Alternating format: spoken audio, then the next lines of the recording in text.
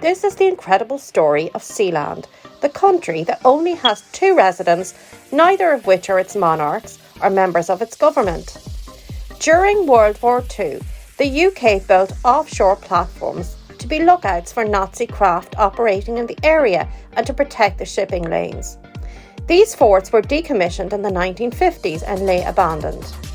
In 1965, a pirate radio broadcaster called Jack Moore and his daughter occupied one of these platforms named Ruff's Tower, so they could broadcast without prosecution, as the platform lay 7 nautical miles outside of UK territorial waters, which at that time was 3 kilometres. 2 years later, owner of Radio Essex, Roy Bates, had the same idea for his station.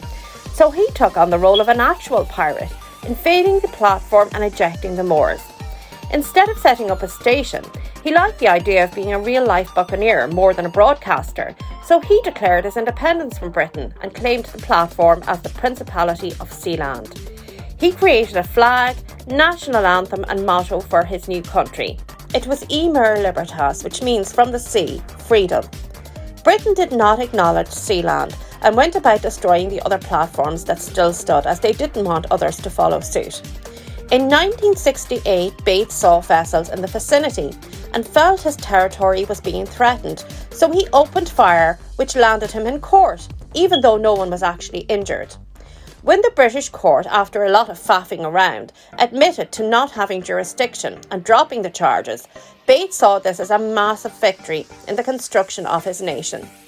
Bates, along with his wife and 2 children who were living on the platform, titled themselves with King, Queen, Prince and Princess. A royal family needs subjects, so he began to sell titles like knighthoods, Lord, Lady, Duke, Duchess, Count and Countess, along with passports to those who wanted citizenship. A German businessman who had become a citizen became Prime Minister, even though he wasn't a resident. Bates wanted to transform the platform into a luxury hotel, but his Prime Minister and other appointed officials disagreed, and so they attempted to take control of Sealand by force with a group of mercenaries. They were unsuccessful, and the head of the government was held on the accusation of treason. As he was still legally a German citizen, negotiations took place between the German government and Bates. Finally, he agreed to release him.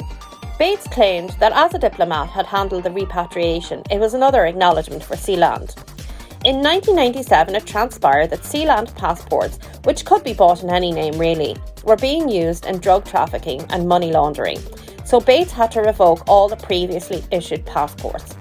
These passports were no longer accepted for travel, and ships that had registered under the flag of Sealand were no longer allowed entry to the United States. In 2007, they tried to sell the country for $750 million, but it didn't sell. There was little interest apart from the illegal download site Pirate Bay. In 2012, Roy Bates passed away, and his wife 4 years later. His son Michael then became sovereign, but he doesn't live there. He declared in 2015 that the Principality of Sealand only has 2 residents, both of whom are caretakers. That doesn't stop people from still buying these token titles to this day.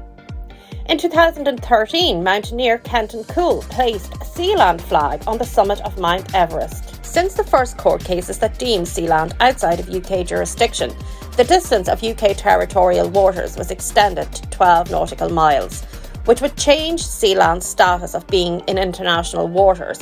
But even if that were still the case, it's unlikely it would ever receive full legal status as a nation, as it's a man-made structure. It is still the world's smallest country claiming its own sovereignty, and you can buy a piece of its land for a mere $16.99.